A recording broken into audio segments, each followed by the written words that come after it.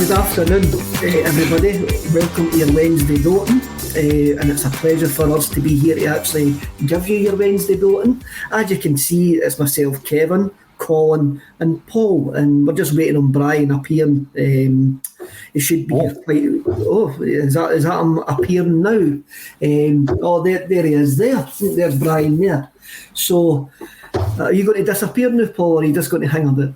I know where I'm not wanted. I'm just fixing the look of this thing. I'm fixing the look of it because you've obviously brought your gremlins with you today, mate. Look at that. Kevin, this is one way of talking yourself around a technical issue. The other one's just to pretend it never happened, like I did on Friday. As you can see over my shoulder, the picture of Henrik has fallen. Scottish football has a habit of pretending things don't happen, Colin. And with that, I'm going to leave you. Welcome to the show, Brian Degning. Kevin will be hosting. Colin and Brian will be chipping in. Enjoy the next hour. Yes, we did announce that it was going to be 1:45, but I managed to fix the technical glitch, and I'll pass you over to the professional. I don't know where the professionals are. I'm waiting for the professionals to come in. We're stand-ins at a minute. Colin, you need to answer that. You need to answer the question that we're all wanting answered. How is Henrik after he fell off your ball? He's on a bit of a package job at a minute. We're getting him back together. He's right here. The man himself. It is a sad day. I've still not got round to reframing him. If anyone hasn't seen it, it was on the State of Scottish Football on Friday night, about a minute and a half in, when the picture of Henrik, which usually hangs behind me, fell to the ground. Ironically, though, that fell to the ground, and then Kyogre joins in the party on Sunday with a Larson celebration. It's a sign. I need to get a Kyogre picture behind me now. That's a future. Well, I've noticed on social media there's quite a lot of these guys who produce t-shirts and prints, which I'll wear quite a lot of the t-shirts. I'm actually now getting the Kyogre t-shirts on the go, and they all look very, very smart. Now, I think the biggest story today, the story to start off with, is Gordon Strachan returning to Celtic. Now, he's obviously done the Tam for still game trick that he's mooched about Navid's shop for that long that Navid has to give him a job, which is going to the cash and carry. So Gordon Strachan was mooching about Celtic Park all last season doing the telly, and we've eventually decided to give him a job for 3 months to do an audit basically on the academy, on the women's team I think it is, and the B team. On the face of it, I've actually got no problem with this whatsoever, because I would rather a football person do it than an accountant make these sort of decisions. Whether Gordon Strachan is the right person for that, I don't know. You're talking about a Scottish manager who says Scotland would never be successful because we're all midgets and we don't breed athletic players. So what he's going to say about our youth academy set up under Chris McCart, that's going to be fun. Brian, what's your thoughts of Gordon Strachan returning to the fold? So I've got to be honest, I think it's a good idea. I think if you look at it, it's obviously the 3 months at a consultancy role, he's doing, as you say, basically an audit. And I think what that will do is, if you combine that with what Ange had said in the press conference, basically that after this transfer window, then he's going to put more effort into the restructure. So that kind of allows, if Strachan's doing an audit, he's going to recommend some stuff to them. We'll just take something off their plate. So I think the way Ange seems to approach it is get the players in first, get the squad sort of ready, then look at the background structure, and then finally look at the reports that Strachan has gave and his own sort of view on it and try and come up with something. So I kind of see a downside to it, if I'm honest. People were furious at first last night. There was even a lot of division in the ranks of Axon, because I think people were instantly quite annoyed and thought this was a throwback to the old Pals Act. But if he was going as director of football for 3 years, I would get that. But he's still full time at Dundee. He's still employed. He's just doing this as a bit of side work. He might not even be at Parkhead that much. He'd be doing a sort of external role. So it's one of those ones where I almost feel like Celtic could have done it and not told anybody, and the wiser. really. So I think that they've came out, and that combined with Angie's sort of take on what he's going to do with the backroom team is to sort of, it's no the roadmap we wanted maybe, or the way we didn't want it laid out that way, but at least they're communicating something for once, and they're saying like 40 of them back. And just quickly, just don't touch on the point about the Scotland's full of midgets. As said midget, if I'm allowed to say that, I didn't agree with his point, but if you look at that through what he's going to give to the academy, he might be saying he needs the players super fit, try and get them as physically. I think his point was that they need to be as physically athletic as possible to succeed in the modern game, especially like if you're English Premier League, Spanish League, etc. I think that was the point he was trying to make in a very bad way. And if he instills that sort of attitude into our players coming through and gets that sort of nutrition, that sort of super kids, what you can't deny about when he was in charge was how fit his teams were. We were excellent. The conditioning was top draw. If he can encourage that, and these players are certainly encourage us to encourage that, I don't think it's a bad thing. I mean, you're talking about Gordon Strachan played till he was 39, 40, I think, as well. So he was an extremely fit, athletic man, and he still looks okay for his age now. You can still tell that he takes care of himself. Barca boy, given the scope of the role, I think is a good approach for 3 months. There was the usual nuclear reaction, Colin, on social media when the story broke via a newspaper that they won't mention once again. But Celtic were very quick to come out and give you a clear definition of what his role was going to be. That was needed, eh? Yeah, definitely. I mean, when you look at it, it's always been said that Dom said it himself, he's not a football guy. He's not someone that understands the kind of inner sanctions of football. What he's done and what he said he would do is bring in football men to kind of help him as part of the restructuring, the part of the modernisation, the part of the whole rebuild. Now, what I like about this is there's not one mention of the first team in that statement. It was very, very clear from that there was no way that he was having any potential influence on the first team. He was in to look at the sort of the youth academy setup. He was in to look at the way that we structure the B team, the women's team, etc. That means that it's another show of faith in Postecoglou, that he's been given full control to do what he wants with the first team.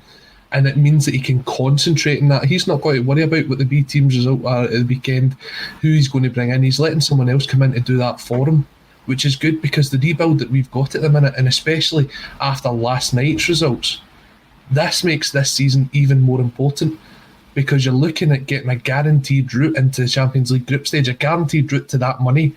If we go and invest now and actually lay down the foundations, we could get back to that period of domination that we've just had over the last 9 years. We thought it could take a couple of years to get there, but if we keep going in the right path, we could get there a lot sooner than we think. And I mean, there's a lot of people coming in saying, well, what Strachan done is he looked at the academies of Sevilla, he looked at the academies of X, Y and Z. He doesn't need to, because it's not him that's going to be doing it. He's just there to say, well, look, I know this guy that works at X, Y and Z, he might be a good one to bring in. That's the kind of job that he's doing. As I said, he's only doing it for 3 months along with his job at Dundee, so we'll see what happens after 3 months. But we said Rome's not going to be built in a day. This is just the first step to where we want to get to. See, when you put it that way, Colin, it does seem like an unnecessary, party over something. It seems so small. As Brian rightly says, he could have been doing this in the background and nobody would have been any the wiser. Aye. So the announcement just seems to be, they just seem to be polishing something that's just a guy coming in to have a look of where the club needs to be improved. Yeah. Les comes in and says Gordon in an advisory role for 3 months could be helpful and won't have any influence on Angie's modernisation plans. Again, the club's statement was extremely clear. This is what he's going to be looking at. For me, I want him to try and come up with an idea. How do the players from the B team get into the A team? There has to be a development plan there, and there hasn't been a development plan for these players for years and years. I mean, I watched the highlights of the game from Bo'ness United, and Leo Helge playing in that B team, playing in the Lowland League, after being at loan at Ross County last season, for me, just doesn't seem right. Is that going to be good for Leo Helge's progression, Brian? Drop him down to the Lowland League? I think what it'll give, maybe not for him personally, I think what it gives the players in those divisions, the Celtic players, is that physicality, that competitiveness. Going up against these proper guys that are playing football, that are going to be hard guys playing against them. So I think it strengthens them. Hales doesn't look as if he needs that. I mean, I know he's only 17, but he's a big, strong boy. He's got a lot of presence, and I don't see that he needs that, given the fact that it was Ross County. I mean, I could be wrong, because I think there's a wee bit of confusion about this, but it doesn't mean he's in there for the season, does it? I think, is it 5 games? Yeah, so the way it works out, if he plays 5 games, then he has to stay there until the January transfer window opens. Then he could make the move back up to the first team. So there's still potential for him to come back in or be sold. Apparently Leeds are still looking at him. So again, I think development in general is a good move for the younger players. I just don't know if he needs it, as I would say. And just touching on your point about Ange having full control, one of the things that we spoke about, what everyone spoke about, was how Eddie Howe was given sort of carte blanche to bring in his own men, his own director of football, his own this, his own that. And Ange just came in and we've kind of said, oh, well, he's not getting that. But I don't think that's accurate, actually. Upon reflection, I feel like he probably is getting that decision. It's just that he's not got the people in place, whereas how he had 4 or 5 guys lined up he wanted to do it. I think Ange's getting the same sort of freedom to pick who he wants where. He's just not started doing it yet. So again, it's a wee bit cloak and dagger, but possibly, and just as well, when you talk about the Strachan story coming out, it could be the case that they've released it because it was leaked, and so that people didn't have that nuclear reaction to a leaked story. They actually just came out and clarified it right away, because they were also very clear to point out how good a job Chris McCart's been doing.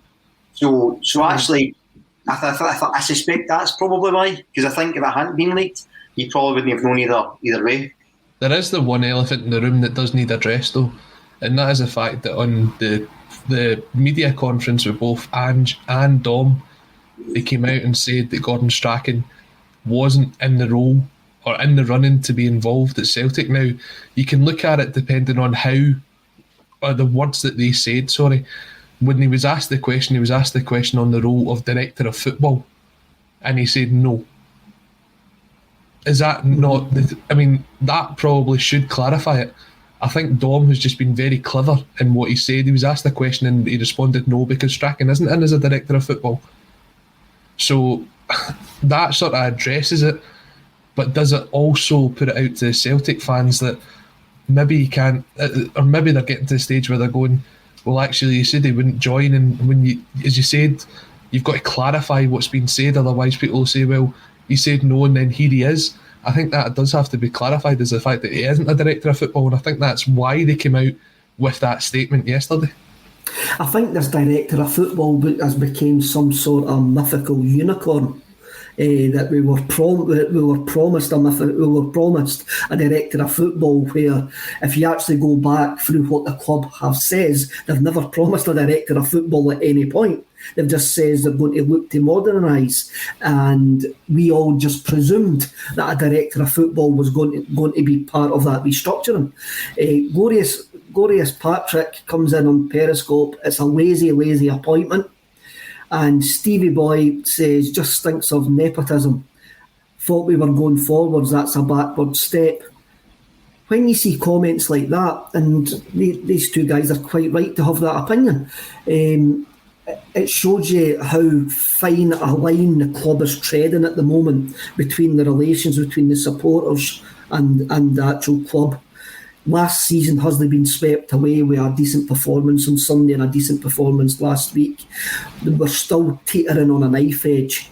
And you look at it last Thursday or whenever it was that Celtic decided that they were going to charge for tomorrow night's game, charge season ticket holders for tomorrow night's game, and the reaction that they got from that. Now, you've got guys like myself who have now says that they're not going to give Celtic a further penny above their season ticket money. So I'm not going tomorrow night, I'm not going on Sunday. They're not getting any more money out of me apart from my season ticket. I just think it was a terrible decision. There's a quote by Bill Shankly in it, and it came to my mind when he says that they were going to charge for this game tomorrow night. And Bill Shankly says that if you can't support us when you're losing, don't support us when we're winning. And I think the Celtic board need to paraphrase this, and they should actually put in the Celtic Superstore, if you can't support us with your money, then you support us at all, because that's the way I actually feel at the moment. And it feels like it's sort of like, it's like Stockholm syndrome, ain't it? You've been held captive, but you just keep on going back and back because you think that the people who are holding you captive are doing the right thing. The other thing I would probably say, it's like, how many times can you go back to a dog that keeps on biting you to try to clap it? And that's where I'm at with the Celtic board just now. Gordon Strachan appointment doesn't annoy me. I was actually more annoyed that they wanted that they have charged season ticket holders for tomorrow's night's game. But I'm the one that looks stupid because it's a 58,000 sellout. They're no bothered. They're sitting guffawing, eating their smoked salmon sandwiches at the precise moment in time, going, we made the right decision. Well, what's your thoughts about this fine line, Colin? Look, it's a difficult one. I think at the moment there's two things going on. I think fans are letting their hearts rule, and that's why you see we've got the sellout tomorrow night. We've got the probably a fairly decent crowd that will turn up on Sunday. Fans are definitely spending the money in the Superstore. You see the kits everywhere at the moment, so there's a bit of that, but there's also a bit of giving the new regime the benefit of the doubt, and that will probably only go on for a certain period of time. As long as there's success on the park, a lot of these things seem to get sort of brushed over as they had done over the last 9 years. Performances like that on Sunday, if that continues, then fans will be looking at it in a positive light. And it's only when something terrible happens like last season that a lot of this kind of gets brought to the forefront. So there's obviously people like yourself, Kevin, and I've seen a couple of others in the comments who they've got their kind of their views on it, and you're allowed to have your views on it. I'm not saying whether you're right or wrong. You've got your principles, and that's what you've stuck by. What I don't like is I don't like people who are saying like having a go at people for having principles like that. That's not going to get us anywhere. At the end of the day, you're going to have 58,000 on Thursday night. It's going to be a momentous occasion. Actually seeing the stadium as close to full out, as close to full as it can possibly be. The first "You'll Never Walk Alone" in the minute's applause is going to be very, very emotional for a lot of people. Everybody will think back to those who aren't going to be with them, or those that we've lost in that time that we've been away from the ground. So I'm looking forward to it on Thursday night. But as you said, there was probably a better way for Celtic to kind of go about it, especially with those that never get drawn out the ballots. You take a look at what St Johnstone are doing, and I know it's a complete different financial landscape, but St Johnstone allowing their season ticket holders in is what it would be to letting Celtics in. There's probably a better way of doing it, but look, you're going to have your views either way. Nobody's right, nobody's wrong. There's no point in falling out over it. I'm not going to question anybody how they want to support the club. I'm not going to question anybody on how they want to fan. And Roddy McDonald comes in here. Is £19 too much? My problem is not with how much that they're actually charging. And Roddy's quite right to say he's comfortable. If the money is spent on players, then I'm okay. Well, that's fine, but it's not the principles. Colin, you've rightly pointed out there was some supporters actually never got into any of the balloted games, and now are being asked to pay £19 for tomorrow night. And I just found that wrong. I was lucky enough to get into 2 games. I was lucky enough to get into West Ham and Dundee. Yeah. And understand that Dundee was fantastic. Dundee was a great day, and there was really a bond between the fans and the players. There wasn't too much towards those sitting in the director's box, but there was a bond between the fans and the players. And it's just, when I look at it, I'm just going, why can you do this? Jim, on a Friday, and Jim's been involved in the Save Ourselves campaign and stuff like that. And he always says that who do you want to sack and why do you want to sack them? And I often wondered what he was actually talking about then. And over the last week when I've been thinking about this, I says, I understand what Jim means now when he says, well, I've put up stuff on Twitter like back the team, sack the board. And I'm going, well, who do I really want to sack and what's my reason for sacking them? And I went, well, maybe I didn't want to sack the people there, but I just want them to change their values. I want them to change their values. Their values are still of the Peter Law ghost, which is in the room, which is money is king, money means everything. And until that changes, I'm always going to have an uneasy relationship with them. Brian, what's your view? Yeah, I sort of see the point. It's always one of the way I kind of look at things is Celtic, the team, the players, what it means to us as fans. It's almost one entity, and then you've got the real corporate sort of boardroom level, which is another. And they're the sort of cynical business people who don't tie in with the first part. But my love for the first part so much that, as Colin said, kind of becomes overlooked at times. It's one of those ones where I think we talk about a new regime, but really it's just on came in. Not much else has changed yet in terms of the corporate structure side yet.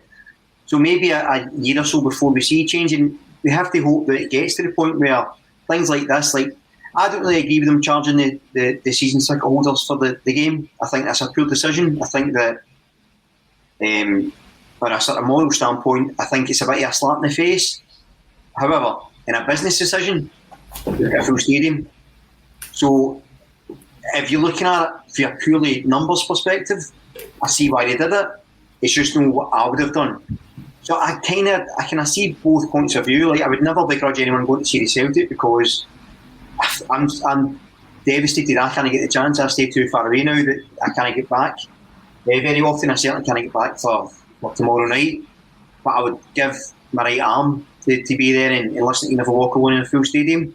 So I totally understand why people are buying tickets and I would never begrudge them. Similarly, I can understand why guys like yourself and a lot of people are taking a kind of principled stance. The reality is, it's what I always kind of ramble on about in a very sort of good vibes kind of way, is the fact that they still love for Celtic so strong that there's two ways of supporting the club and neither's wrong for doing it. It just depends what side of the fence you fall on, but either way, you've got to remember, as Colin said, no point in falling out. Just enjoy back at Parkhead and enjoy back at Celtic, and we have to face the reality that, you know, and I think Kev, you and I have got very similar attitudes of how we think Celtic should be as a club or an institution, but the reality is it is run as a business, and you know, you're going to have to take the good and the bad with that, I think.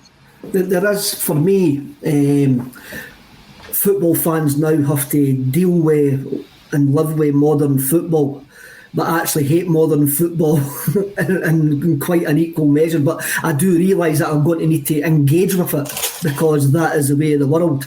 But I don't like engaging in certain ways. And tomorrow night and Sunday and any other game they want to charge me for on top of my season, but this season is not what I'm willing to do. I'm not willing to engage with that. I just think after a year, a pandemic year, they haven't shown any goodwill to the Celtic fans whatsoever. And Kevin Mack comes in, I'll bring you in the new Colin. Wage bill, new players, you need bums on seats. That's fine, Kevin. I'm not there. But as new to this now makes the perfect point, somebody else has took my seat. Somebody else has paid the £19 and took my seat. Yeah. But I'm comfortable going to be sitting scratching around his goal trying to get a stream tomorrow night to watch it. That's my decision, and I am comfortable with that decision. And I will be emotional if I get a dodgy stream. I will be emotional like watching You'll Never Walk Alone as that as well. Because I'm still a supporter, I'm still a fan, I've still got that emotional attachment. I'm just not going to keep on going back to a dog that wants to bite me all the time. I'm just fed up here. I'm just really, really fed up here. They don't hold the values of the brother Walford who started us. They do not hold those values, and I just find it uneasy now. Colin, what were you going to say? Sorry, before I interrupted you. I was just going to say that it's now at the point where, I mean, a bit like A State of Mind, who, as producer Paul just brings this up, we are kind of moving with the times as well. We're now live streaming on Twitch, as well as Twitter, YouTube and Facebook. If you're on YouTube, again, subscribe.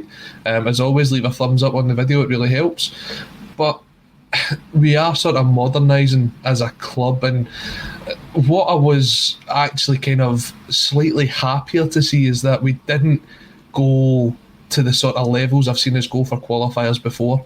I remember when you look back on it, I think for games like, I'm trying to think back now, Cluj and that, the last kind of ones that we went to, you were talking sort of £30 for a ticket for those qualifiers, and I was sort of expecting that was going to be the case as well.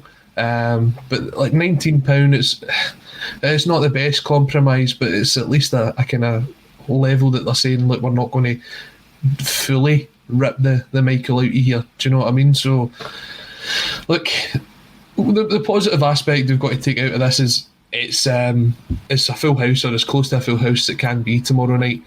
We're going into it in a very strong position. If you look at the reports that are coming out today, it looks as if we're finally going to address one of the key positions in the transfer market. We're above them in the table. We're getting into this.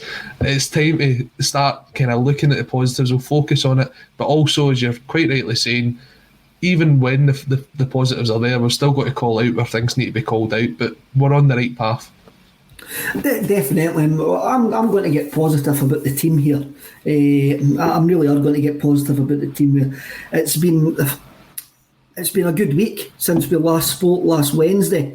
There was a bit of like trepidation going to the Czech Republic last Thursday, and we got a fantastic performance from the team, a fantastic forward going performance, but Sunday league defending at points. What I thought about the game last week was we need better players to do what Ange wants us to do against better opposition. And it was brilliant on Sunday, actually scalping a team 6-0 with Charlie Haldon waddling about the park trying to think he's a big man. That was utterly great. But there's still areas of that team that you saw last week in the Czech Republic that you go, if we want to step up a level, there is areas that we need to. There is areas that we're going to need to strengthen. There is areas that we need better, more athletic, more mobile players in that side. Mm-hmm. And that didn't change what I saw on Sunday. Sunday was fantastic. I love Sunday. It was great. Absolutely brilliant. It was the best football I've watched in a wee while. The atmosphere was back in the stadium. Everybody seemed a togetherness. There seemed to be a bit of a handout of redemption for the fans. See, when Eddie went to take that penalty kick, and all the fans stood up and applauded him as if to go, this could be the last goal you score for Celtic, Eddie. Mm-hmm. They're going to thank you for what you've did. We'll forget last season because we need to forget it. And I just found there was a kindness within the Celtic support in the stadium. It obviously helps you being 6-0 up and winning 4-2 in Europe 2 days before that. But when Callum McGregor took the players into the huddle at the end as well, it just felt like it's time to move on. It is really time to move on. And I'm enjoying it, and I'll enjoy it tomorrow night, and I'll probably enjoy some of the defeats that's going to come our way, because the way that Ange wants us to play, we are going to get some sore faces. We are, because at the moment we just haven't got the players to consistently play the way that he wants us to play. Brian, what's your thoughts? Yeah, I think one of the obviously wee Kyogre is an absolute superhero, isn't he already? What a way to make an impression for the young man. And I think we look at I've been fairly positive about the performances this season, despite the fact we lost against Midtjylland and Hearts. The reason being was because I felt as if the players were buying into Ange's system. I know there's arguments with systems and blah, blah, blah, but that's kind of settled now because we're starting to see that he's not going to change, and it may be all the better for it. One of the things about that, though, was now I'm thinking, imagine we'd had Kyle go putting that level of energy and movement into the forward line instead of Big Eddie, who wasn't putting in a lot of effort. Maybe the results would have been different. In terms of defending, hold on. Do we need to clarify that we're not being racist? Says Eddie wasn't putting an effort. Do we need to clarify that again? Yes, no, just to clarify that. Just to clarify that, everybody. But in terms of the defence, what a difference Stephen Welsh made when he came back into the team on Sunday. And I think he's a guy that doesn't get talked about enough, because I think as much as Christie, Kyogre, I think Turnbull was pretty good at putting a few good balls in as well, but I think Welsh really settled down that backline, really talked Starfelt through the game as well at points, and I think it really helped, and I think he was a big difference going forward. And we talk about, Ralston, and I think, as I said before, I think the criticism of him has been unfair, because I think people have been sort of projecting onto him their frustrations at the transfer market, and I think that's why he's getting the grief he does. I think him and Greg Taylor are much of a muchness, but what they have been doing is, I think they both showed their solid backup, but we do need two fullbacks, as you say, Kev, and I think we probably need another centre-half in case of injury. But right now, I think centre-half is Stephen Welsh's to lose. Like, I just think he looked really comfortable in there. He looked the part, and I think that's really important. And as you say, we're going to take a couple of slaps this season. There's no doubt about it. I've been saying for a while, I think it's going to... I've not got a lot of expectations for this season, because I think there's going to be inconsistency. I think for every 6-0 you get a random 2-0 defeat. I think it's going to be a bit of a pattern like that for at least the first few months. But it just shows that if he gets the players and he wants, and he coaches the way he's been doing, because the performances he's got at Ralston and Taylor, guys who are not great, really, if we're honest, he's making them better, which is what good coaches do. If he can continue to do that with the younger guys coming through, like my personal favourite, Big Dane Murray, keep improving guys like Stephen Welsh, and play the football we've been playing, we've got a great future under us. And I said before, it's not about the next 4 days, it's the next 40 months. And I still stand by that. I think it's going to be a longer term project still. But I think once it gets up and running, and we keep going, once we become consistent, we're going to be terrifying domestically and in Europe. So I'm so excited and so buzzing for the season, even though I'm going to get a couple of scalps along the way. We are going to get a couple of scalps along the way, and it didn't matter what happened at the weekend there. The 3 points that we got, for me, my target is to get to 90 points. So we've got 87 points to go for. It doesn't matter what other teams do. I've set that target for ourselves. And if we actually hit those 90 points, then there's a very good chance that we will win the league. Colin, what's your early thoughts on the Postecoglou locomotion? I was wondering where you were going with that, Kev. No, so like, wouldn't it be the first time? One of the most interesting things that I picked up from Sunday's game was the way that Kyogre played. Now, everyone kind of was looking at him saying, well, he's either going to play in the left or he's going to play through the middle. I was unsure after the performance away at Jablonec whether he was going to play through the middle or not. I didn't know if he would have the physicality in the Scottish League, but what I did notice about him is how quick he is. He is super quick. The way he was closing the ball down, the way that he was getting in front of his man, the kind of touch to flick it away, it drew the fouls, and he got himself back up. He looked as if that nothing had fazed him, and we can't go on speaking about Kyogre without speaking about his wee video when he was given the Man of the Match award. He was the happiest man inside Celtic Park. He was superb, and it's very clear to see why he's fast becoming the fans' favourite, and that's after 2 games, 1.5 games, so it's great to see. There was a big improvement in quite a few of the players on Sunday. Players who last season, and I'm going to point to one explicitly here, that improved the levels, and it's all because of the change of how Celtic's actually playing. Now, this time last year, Ryan Christie was asked what his role was in the team, and he explicitly said he's going to shoot, because that's what Neil Lennon had told him to do. If he gets the opportunity to create if the opportunity is created for him, then have a shot, because he's got that ability. He was asked after the game on Sunday what had changed, and he says, well, looking at it, the manager said to me, create the opportunities in the final third. Look to play the best option, basically. And his assists were outstanding. It took me back to when he played, was it in the San Siro against AC Milan earlier on in last season, and he played that ball through into Edward. That was very similar to his assist for Kyogre's third goal. And it's all about creating the best opportunity. If you ever listen back to interviews with the likes of Chris Sutton and John Hartson when they're talking about Henrik Larsson, never mind the amount of goals that he scored, he always said he looked for who was in the best position. If it was him, he would take the shot. If it wasn't him, he'd lay it off to whoever was there for him. And that's the way Celtic need to be. It's totally different to last season. The amount of times you'd see a guy 25, 30 yards out, whether it be Christie or Turnbull, and they look at it, and if nobody was marking them, they'd just fire a shot in. Instead of actually maybe seeing the better chance to the left or to the right of him. Our decision making last year was shocking. That seemed to have changed on Sunday, and I hope that is the case. Looking at the stats, the XG, or the expected goals, as Boys Analytic on Twitter lets us know. I know you're not for this, Kevin. No, I'm not for this. No. Was 6.6, which means that we were actually, it wasn't as if it was a fluke that we scored 6 goals. We actually deserved to score 6 and perhaps even more. If you can keep that consistency going throughout the season, then it'll be a very entertaining side to watch. And as you said, at the end of the game, getting everybody in the huddle, as soon as that had happened, I messaged you two in the chat and I says, look, that is a team that's working for each other. That is something that we never saw last year. We saw a team where players wanted to leave. They were starting to come together, and we need that togetherness to see us through. Okay, we've not got the players that we need in yet. We probably still need 4 or 5 key players.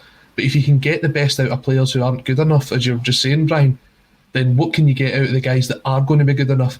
And that's the togetherness we need if we want to push for them 90 points, Kevin. Definitely. Brown Warrior, the huddle and the applause for Eddie, I think, sums this up. The new players, they'll finally realise what Celtic is all about with the fans back. And we all mocked that when the players started saying, we're missing the fans, but then that's a wee bit of revisionism on our part. Now that we've been back in the stadium and seen it, we went, well, maybe they did have an actual point.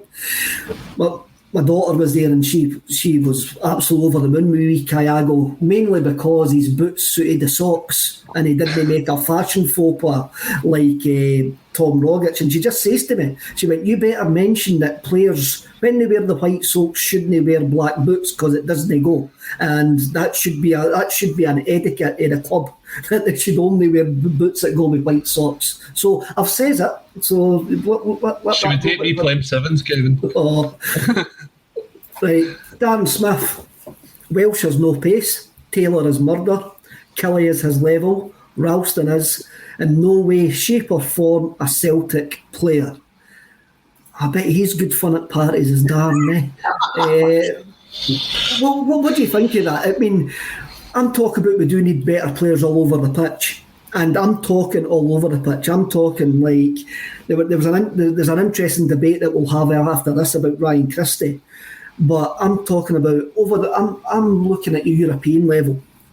And if we want to compete at a European level, we need better players all over the pitch. Aye, I mean, but I'm going to enjoy watching Welsh, Taylor, and at the moment Anthony Ralston's having a sort of a purple patch. I mean, the goal that he scored on against Hearts and the goal that he scored on Sunday there, I was sitting up the other end and my middle-aged eyes are no the best. I actually thought it was Ryan Christie that done the keepy-uppy and volleyed it into the back of the net. And when the announcer says it was Anthony Ralston, I was like, what? That was Anthony Ralston. We're going to need to give these guys our support, knowing full well that they've got flaws. Brian? Absolutely, and come on, Darren, don't be a fun sponge. We're all being positive today. Come on, mate. Look, I get his point, though, and I think it's the point we've made. I don't think, Taylor and Ralston are Welsh, I disagree with, but I don't think Taylor and Ralston are what we would describe as European standard players that are going to win us loads. But what they are is they're good players, and I think they're an example of Postecoglou's coaching. Like the fact that they've come on, I don't think they've made many mistakes. They've just not been excellent. And considering how hard it must be to play that system and how quickly they've adapted. I think you need to give them credit. And the fact is, everyone's saying they're probably going to be back up. We need 2 new players in their positions. But I'm not going to be disrespectful and say that they're not or this or that, because I don't believe it. I don't think they're the world's greatest full-back pairing, but they're certainly not the worst. And I tell you what, Big Ralston's, the way he took his goals, maybe he's playing in the wrong position. Maybe he's... You're stealing my patter, Brian. I'm telling you, maybe he's like Drogba. Drogba was a right back and then became a striker. And you know what happened? Maybe we should change that. Maybe Ralston's a new Drogba. Here we go. That's a headline written over it. On This Is Football tomorrow. Yeah, I think you're right, Colin. With these guys, we know there's things in the squad we need to work on. We know that, but the fact is, I don't think either of them have been embarrassed. I thought Welsh really calmed the back line. Yeah, we're going to look for other players to either replace them or compete with them, but the boys are doing well. The coaching's coming on, you can see that, and that in itself is really positive, and it just shows that as Colin said earlier, I think, if we get top players in, he's basically making average players good players great players excellent, and I think that's what good coaches do. Brendan Rodgers done that. Brendan Rodgers took certain players up a level. I do think football fans especially, a Stoke philosopher, I can't remember his name, he says that we all want progress and we never enjoy the process. And I think that's where Celtic fans are at the moment. I think they should just enjoy this process wherever it leads, because already it is going to be fun. It is going to be fun. And you look at Ralston. Ralston was almost playing in a centre midfield role, and it was interesting actually being in the stadium to see that, because I've seen the clips on Twitter and all that, and I still didn't get where like the inverted fullbacks and all of that. But when you see it in a stadium, when you're actually on the pitch, I go, all right, now I get what it is. Maybe I'm just like dumb or whatever. But to actually see Turnbull overloading the left-hand side against Dundee all the time, and Ralston basically playing on the right-hand side of midfield, it was really interesting for me to watch, and no one of the Dundee players couldn't handle it, Colin. No, I mean, you mentioned Charlie Adam. Oh man, that was a sore watch for any Dundee fans. I mean, you look at them; they were very, very poor for the first 6 months last year, and it was the second half of their season that got them into the playoff places. The guy that I do the Scottish football show with on a Friday, Sean McGill, he's a massive Kilmarnock fan, and I texted him after the game. I says, how did this Dundee team knock you down to the Championship? Because they were absolutely shocking. It took me until he got subbed to realise that it was ex-Celt Killian Sheridan playing for them up front, because I don't think he got a touch of the ball. Look, so the only kind of takeaway, if you're a Dundee fan, that was positive was the goalkeeper. I thought their goalkeeper actually done fairly well, despite the fact they picked the ball out of the net 6 times. I thought he had a fairly decent game. And if that's the kind of standard of the teams that we're going to come up against in Scotland, then we're going to see Celtic score 6-7 on a regular basis. What we've got to look at now is the game on Sunday. The game on Sunday against Hearts. This is a team that we've played before. This is a team that think they've got our number at the minute. We have to go out there and show improvement from the game at Tynecastle. And if you knock 6 or 7 past them, then that's the level that you're sitting at. You don't want... I mean, I'm not saying we're going to knock 6 or 7 past them. Even a comfortable 4-5, even 3-0 win shows progress. But if you start knocking kind of high numbers past these teams, that's when I'm starting to say this is going to be an exciting team to watch. The thing is, Colin, there is an argument can be made that Hearts are the form team in Scotland. I think there's 7 games, 7 wins on the spin, if you include their League Cup group section as well. So we're welcoming the form side in Scotland to Celtic Park for a cup tie, and after they beat us, but we dominated at Tynecastle. And there's when you look back at the games where we haven't had decent results, there's always been moments you go, if that goes in, it changes. If that decision's given, the game changes. And the last 2 games against Jablonec and Dundee, everything we've touched has went right, obviously apart from the defensive faux pas of near beat on and Anthony Ralston, funnily enough. But we've got to go out tomorrow night and make sure we're in the next round, because we've got a real tough test if we get through tomorrow night against AZ Alkmaar in the next round. That is a massive step up when you're looking at what PSV are doing to Midtjylland. I mean, PSV could take another 3 or 4 off in that return leg tonight. So that was last night, mate. Was it last night? All right. They won 1-0. They won 1-0. Right, we might. Paul, can you edit that out? Hey, Roddy McDonald comes in. Kev, did you watch the game last night? No, that just proves I didn't watch the PSV game last night. That just proves I didn't watch the PSV. I didn't even ken they were playing. Kev, that one wasn't on, but there was another game on, and I think some Swedish team knocked out some Scottish team. So bad for the coefficient, but delighted for Malmo.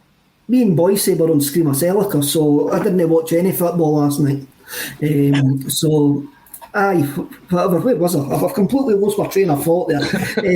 Right, Kyogre scores a hat-trick.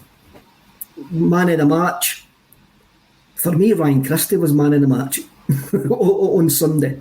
So this brings right away, straight after Ryan Christie has a great performance, everybody's going, give him a blank check, give him the deal that he wants, get him signed for another 2.5 years. What do you think, Brian? What do you think about the Ryan Christie scenario that we've got just now? Because he's into his last 6 months of the contract. I think the interesting thing with Christie, because I was not a fan last year, but I was a fan previously, but I thought last year he was awful, and I thought his attitude stunk, to be honest. But that's kind of indicative of the whole team last year. I think, it could be the case that we heard all these rumours that there's such a toxic environment in the dressing room, the players were only happy and stuff, and maybe that's why he's been keen to move. But the reality is, whether he's keen to move or not, on that form he's undroppable. So what you would rather is, instead of playing him to Christmas and letting him go, that's good, you Liam. Unless it's we're going to let him go in January, I think you'd be wanting to tie him down at least, even if he still wants to leave, just try and get him a 2-year deal and then sell him for actually a few quid, as opposed to let him go for free. But I tell you what, Eddie should be looking at Ryan Christie now, because the way Christie's performing under Postecoglou, he's shown that the player we know, the right attitude, he looked up for it, he was delighted when other people were scoring, it wasn't just all about him. And if that's the player that's wanting to leave and he's putting himself in the shop window, we can say goodbye in good terms, actually, as opposed to wanting rid of him. And I think that's key. But personally, I would give him a contract. But either way, as long as he's playing well, training well, and he's got that attitude, you can't drop him. He was excellent the other day. Excellent. Mm-hmm. My take on Ryan Christie is this. If he wants to leave, let him go, because there is a bigger picture here. And he's been part of the teams that failed against Ferencvaros, failed against Midtjylland, failed against Copenhagen. If he believes that he's worth 50 grand a week down in England, then we let him go, and we go to players that can let us do it. And at this qualifying level, we need players that can consistently get us through this qualifying level. And for me, Ryan Christie and a number of players in that team haven't done it. And if we want to play Ange ball, we need better players in. And Ryan would go with my utter blessing if he wants to leave before the end of this window. Colin, what do you feel? This is probably going to come as a surprise to people that were watching this last season, but I would give him a new deal. And there's kind of two-pronged as to why you give him a new deal. Firstly, he's on form at the minute, and I'd never say that he's one of the best players in the league or one of the best players at the club, but when he's on form, he's a very, very good player. You take a look at it, he was very close to leaving the club when Brendan Rodgers was here. He was close to going to Aberdeen permanently. But when he's on form and the kind of rebuild that we're in at the minute, he's worth being there. So that even if you bring in a better player than him, it's a great option to come off the bench to have someone like Ryan Christie. He's versatile as well, isn't he? He can play, he can drop down and replace Turnbull, he can drop back into midfield, he can switch flanks. So again, you're right, Colin, with the rebuild, versatile players are even more key, aren't they? The second reason I would give him the deal is to add that time onto his contract, so that if it does get to say January or next summer and he decides, look, I stuck around for a year, I've had my time, I'm going to move on, you're actually going to get a decent fee for him because he'd still have 18 months left on his deal. And you've saw what you can get for players that have only got 12 months on their deal, with the likes of Aya and the money that we've been talking about for Edward. So in a business sense, it makes sense to offer him that deal, give him a year. Look, if he wants to move on after a year, fair enough. But if he moves on now, basically right now he could go and sign for somebody for nothing. He could go and sign a pre-contract, and you don't really want players to be moving on in that aspect, especially if he's going to sign a pre-contract and still be here for 6 months. It's just a wasted jersey. If he signs a pre-contract, you would hope that the club would get him out the door, come to a deal with the club that he's meant to be going to, and get him out the door. I mean, I wouldn't be against him signing a new contract, but I do know if we want to improve on a European stage, I don't fear losing Ryan Christie. I didn't fear losing Ryan Christie. I've got to trust the way that our managers implement, and that he'll get a player that suits his system, suits the way that he wants to play. And yeah. I must admit, I thought Christie was superb on Sunday, absolutely magnificent. And of course you walk out and you want your good players to stay, but some players have just got a shelf life. Some players have achieved all the world with your football club, and we've got to embrace that business side, even though how much we hate it. And I think Ryan Christie's got to that point. Mm-hmm. Yes, on a business side, you don't want to see him leaving for nothing, but we've allowed that to happen. The ball's in the player's court, and if he leaves for nothing at the end of this window in January, he goes with my best wishes. Now, some people are coming in the comments talking about AZ Alkmaar. Scott Howe, AZ Alkmaar are a good team, but we shouldn't fear them. I hope we get through them overnight, because we seem to be counting our chickens here a wee bit. And Will McMillan comes in and says AZ aren't PSV class, they are the Dutch Hibs. I don't know if that's a compliment or not regarding AZ. Finn Fogel. Oh, I've just brought up the wrong man because that jumped. There we go. See, the comments go very, very quick, lads. Kev, players who can compete at a European level aren't come to the Scottish League. They can play in much better leagues. Right, I'm going to chuck this question out to the two E's. Would they come to Celtic with a manager that's going to develop them? Brian? Yeah, I think so. I think you saw that in the past. What you need to understand is there's so many good players out there that don't have a platform. So, you know, if you're going to Celtic, yeah, it's in the Scottish League, but you've still got a huge exposure. It's a massively supported club, as we all know. So if you're a player and maybe you're playing, like the boy will like to that's playing in Belgium just now, he can maybe play in Belgium and nobody ever watches that league or watches that team. But you can guarantee there'll be eyes on if he goes to Celtic. So absolutely, people will come here. And again, it depends on the type of person that's coming. One of the things I like best about Ange is he keeps talking about when he's bringing a player in. It's so important that they're the right type of person, the right type of human. Not just the right type of player, the right type of person he wants at the club, the culture he wants to foster. And if you're a player and you're in that type of environment and you get on with everybody and it's a good atmosphere and you're training well and you're developed, of course you're going to come there and you're in the short window. So if you're young and you're ambitious and you want to play at a really high level, of course you come to Celtic. If maybe like James McCarthy or Joe Hart, who have been about the place, maybe they want to come there to actually win stuff, experience that atmosphere. So there's always been an attractive proposition, Celtic Football Club, and the fact we're in the Scottish League, isn't as bad a league as people make out either, by the way, but it's not about the league, it's about the club, and I think that's what attracts players. I think a lot of it comes down to exposure, Kevin, is what Brian's saying. It might not be the fact that they're maybe playing against their best opposition week in or week out, but it's the exposure that they can get from playing here. You look at the likes of the moves that Celtic players have made over the last kind of 5 years or so down to the English Premier League. If these players, and most of them do want to play there, because that's where, apart from if you're Messi and you sign for PSG, then that's where the money is at the moment, is it's in the English League. So guys like Abada, who's come over here, he might not be here in 4 or 5 years' time. He might have made that move down to the Premier League. Furuhashi as well, maybe he's only here for 2 or 3 years, and then he gets that big move down south. The guys that you're looking at, I mean, the right back that we've been linked with today from Legia, that's a guy that's 25, 26, and by all accounts, when you look at the clips of him, he's the number 2 Croatian left back or right back. He played at the Euros and he still couldn't get that move because the exposure's not there in the Polish football.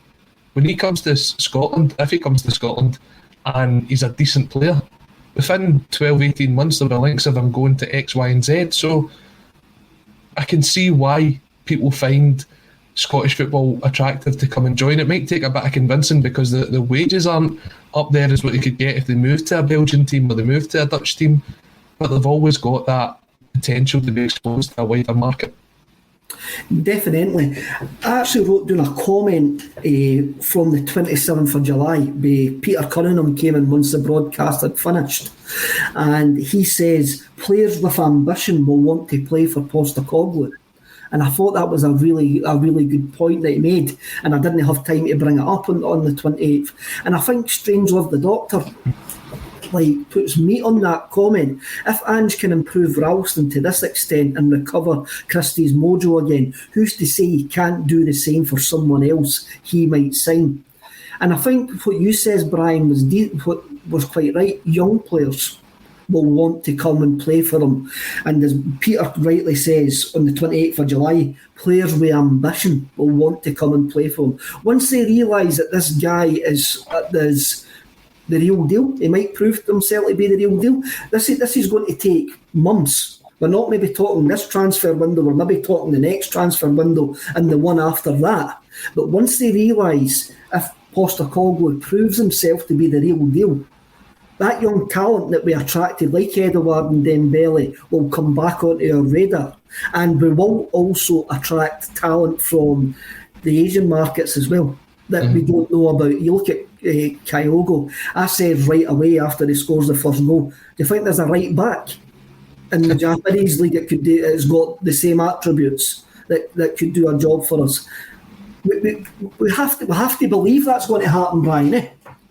Absolutely, and I think as well, if you look at how the things that Postecoglou said as well, he's talking about the conditioning, he's talking about how fit he wants people to be, he's talking about that real athletic strong, as well as one-touch football, passing, moving. They're all that's the way every modern footballer wants to play. That's the way all your sort of top teams play. They play that sort of system, that sort of mindset. So if you're, and this is where it changes season, because if you looked at Celtic last season, they're sort of confused, visionless presence in the park, nobody knew what was going on. People wouldn't want to come to train and play under that. They're going to get overweight and eat iron brew instead of the 24-hour athlete. Whereas under Ange, you can see a massive difference. You can see those quick passes and stuff. And Strangelove the Doctor, or how I learned to fall back in love with Celtic, is he made a brilliant point, because if we can do that with Ralston and the Christies of the world, then imagine the players. And look at, I think Abada is going to be an exceptional player for us. I think he's still young, he's still raw, but such ability there and such confidence, and he's going to thrive under Ange. I think Arnold Turnbull's been great, but I thought he was a lot better on Sunday. I thought he didn't do quite as much running. He was maybe sitting a little deeper and letting McGregor do a bit more of the work. So I think once they find their feet and improve, you're right, he's such an attractive proposition to play under, a big fella. Plus he looks like a good laugh as well, and we all like that. So he's definitely got the measure of the press here as well. We've got a couple of minutes left and we've got a European game tomorrow night. I think Colin's frozen actually, so I'll go to Brian first. Brian, what do you expect to see tomorrow night? Do you expect many changes from the team? In theory, you wouldn't be changing it because it's a winning team, but I think you may see Roderick dropping out and he may just put Sorrell back in just for to give that extra bit of energy just in case.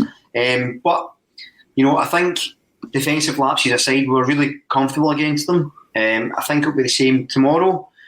Not getting too cocky about it, but I think if he sticks with the same team, maybe swaps out Roderick, maybe. But I think we'll be pretty dominant, and I think the players are going to be 10 feet tall when they've got Parkhead singing behind them, all in unison, or support the team. And if we can keep this good feeling going for the Dundee game, say we get through tomorrow night with Parkhead roaring, it's such a good time to be back with a Celtic fan again, and long may it continue. Colin, what do you expect tomorrow night? I expect a totally different game to last Thursday. I expect us to be very dominant on the ball, and for us to create a lot of chances. What I have been impressed with so far is it's got to a stage where Kyogre's managed to score 4 goals in 2 games and still miss 3 sitters. Do you know what I mean? That's what's happening. It's not getting to the stage where we're missing sitters and then regretting it. So I think we go out there, we keep the momentum going from Sunday. After 60 minutes, if the tie's kind of put to bed, then you bring on some subs, change it up, keep it fresh for the weekend. It's all about getting the minutes and the legs. So I expect maybe a 3 or 4 nothing victory tomorrow. Well, I think we're all quite confident for tomorrow night. Crypto comes in and he goes, "Hi, what are you all doing here?" There's 1,400 people asking the exact same thing, Crypto, what they're doing here on a Wednesday lunchtime listening to me. On that point, I'd like to thank you all for tuning in. I hope to see you tomorrow night. If I can get a stream, and I'll do the post-match. So remember, today be kind to each other and just kill everybody with kindness. Thanks very much.